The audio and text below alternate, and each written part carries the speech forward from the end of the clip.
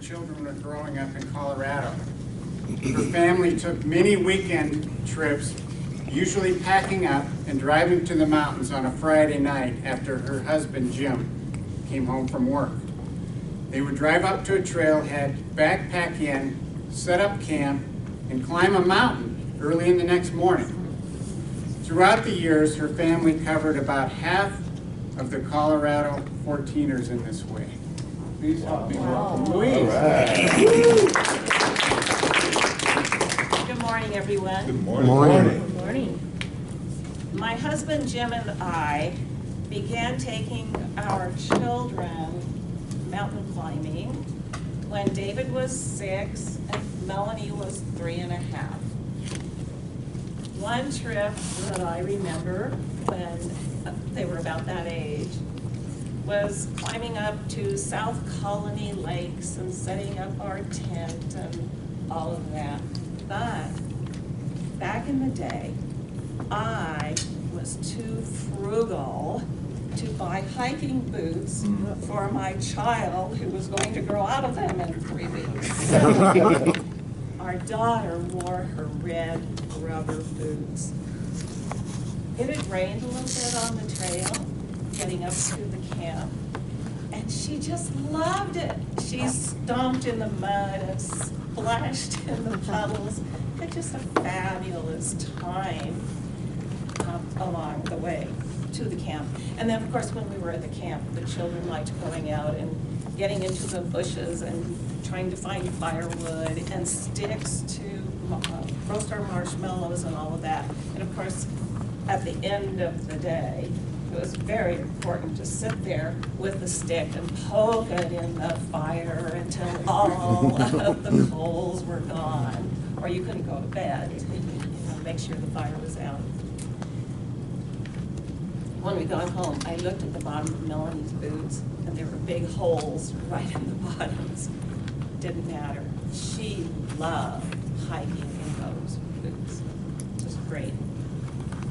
Another holes in the soul story involving our daughter Melanie. When she was a teenager, she took our lab chow mix Lotzi on a hike around the perimeter of Rampart Reservoir, which is, I don't know, 13, 15 miles, something like that.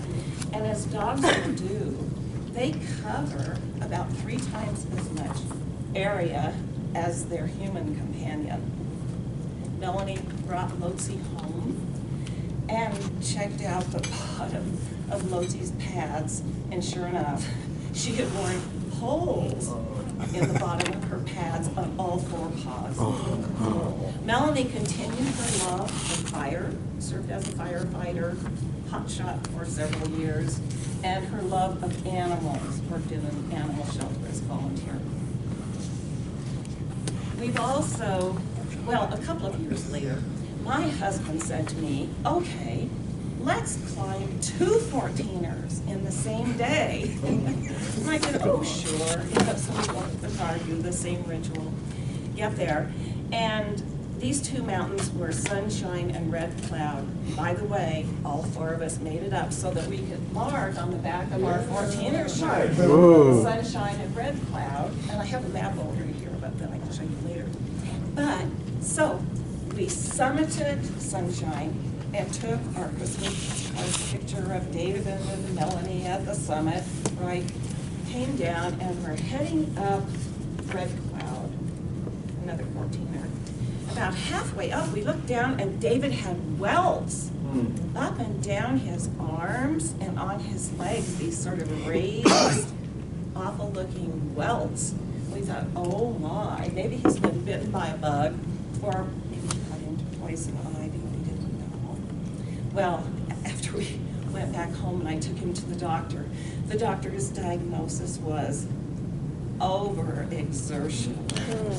Parents, you know, we did our best.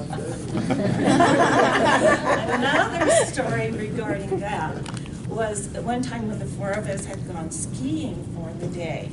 And again, I was so frugal, none of us had ski goggles. We just skied using our sunglasses, right?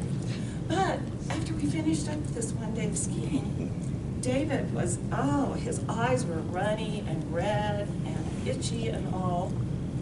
Well, he had forgotten his sunglasses and skied all day without covering over his eyes. Took him to the doctor when we got home. Doctor said he needs rest, darkness, and these sterile eye drops. So we medicated him, sent him to bed.